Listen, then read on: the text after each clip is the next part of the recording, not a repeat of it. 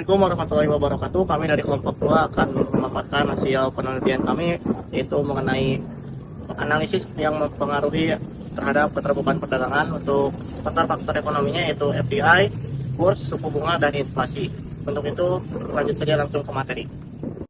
Keterbukaan perdagangan merupakan indikator penting dalam perekonomian modern yang mencerminkan hubungan ekonomi suatu negara melalui kegiatan ekspor dan impor.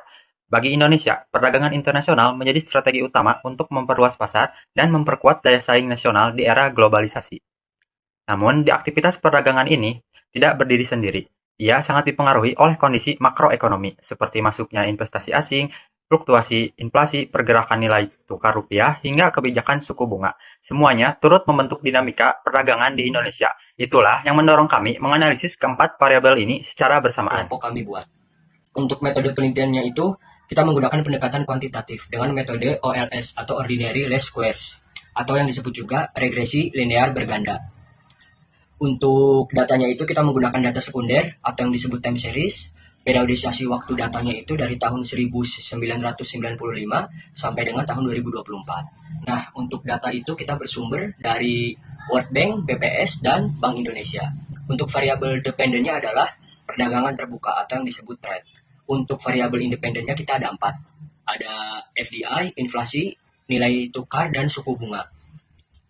Hasil regresi yang dihasilkan itu trade sama dengan 132,31 dikurangi 3,52 FDI ditambah 0,47 inflasi dikurang 8,35 nilai tukar dikurang 0,66 suku bunga. Analisis dilakukan di tingkat signifikan sekitar 5%. Sebelum masuk ke hasil utama, kami melakukan penilaian model terbaik. Uji menunjukkan probabilitas lebih kecil dari 0,05 sehingga efek model lebih tepat dibanding common effect model. Selanjutnya, uji Hausman menghasilkan probabilitas lebih tinggi dari 0,05 sehingga hak kosong diterima dan random effect model terpilih sebagai model terbaik. Dan model inilah yang kami gunakan dalam seluruh analisis berikutnya. FDI memiliki koefisien negatif 3,52 dengan probabilitas 0,0001 berpengaruh negatif dan signifikan. Investasi asing di Indonesia lebih bersifat market shaking, fokus memenuhi pasar domestik sehingga belum mampu mendorong ekspor secara optimal. Inflasi memiliki koefisien positif 0,47 dengan probabilitas 0,0042 berpengaruh positif dan signifikan karena kenaikan harga domestik mendorong masyarakat beralih ke barang impor dan produsen mencari pasar ekspor. Secara simultan, keempat variabel FDI, inflasi, nilai tukar, dan suku bunga berpengaruh signifikan terhadap keterbukaan perdagangan Indonesia. Nilai F statistik sebesar 36,677 dengan probabilitas 0,000 jauh di bawah 0,05. Nilai R-square sebesar 0,854 menunjukkan bahwa 85,44% variasi keterbukaan perdagangan dapat dijelaskan oleh model ini. Adjusted R-square sebesar 0,831 mempertegas bahwa model tetap kuat setelah disesuaikan dengan jumlah variabel. Ini menunjukkan model yang kami bangun memiliki daya prediksi yang sangat baik. Selanjutnya, model kami telah melakukan 3 uji asumsi klasik. Pertama, uji normalitas Jacques-Bera menghasilkan probabilitas 0,525, lebih besar dari 0,05, sehingga residual berdistribusi normal. Kedua, uji multikolinaritas menunjukkan seluruh korelasi antar variabel independen di bawah 0,80, artinya tidak ada hubungan yang kuat antar variabel bebas.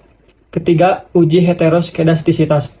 Glaser menghasilkan probabilitas FDI 0,51, inflasi 0,86, nilai tukar 0,80, dan suku bunga 0,69. Semuanya di atas 0,05. Tidak ada gejala heteroskedastisitas. Dengan terpenuhinya seluruh asumsi klasik, hasil estimasi model kami dapat dipertanggungjawabkan secara statistik. Berdasarkan hasil penelitian, seluruh variabel terbukti berpengaruh signifikan terhadap keterbukaan perdagangan Indonesia, baik secara parsial maupun simultan. FDI dan nilai tukar berpengaruh negatif, inflasi berpengaruh positif, sedangkan suku bunga berpengaruh negatif. Hasil ini menunjukkan bahwa stabilitas makroekonomi memiliki peran krusial dalam mendukung keterbukaan perdagangan. Pemerintah perlu mengerahkan FDI ke sektor ekspor, menjaga stabilitas nilai tukar dan inflasi, serta menerapkan kebijakan suku bunga yang tidak menghambat aktivitas usaha dan perdagangan internasional. Demikian presentasi dari kelompok Inter telah beres. Kami berharap penelitian ini dapat memberikan gambaran yang lebih jelas mengenai faktor-faktor yang mempengaruhi keterbukaan perdagangan Indonesia, serta menjadi bahan pertimbangan dalam perusahaan perumusan kebijakan ekonomi ke depannya. Kami menyadari masih banyak kekurangan dalam penelitian maupun penyampaian ini, dan kami sangat terbuka terhadap kritik serta saran yang membangun. Kami ucapkan terima kasih. Wassalamualaikum warahmatullahi wabarakatuh.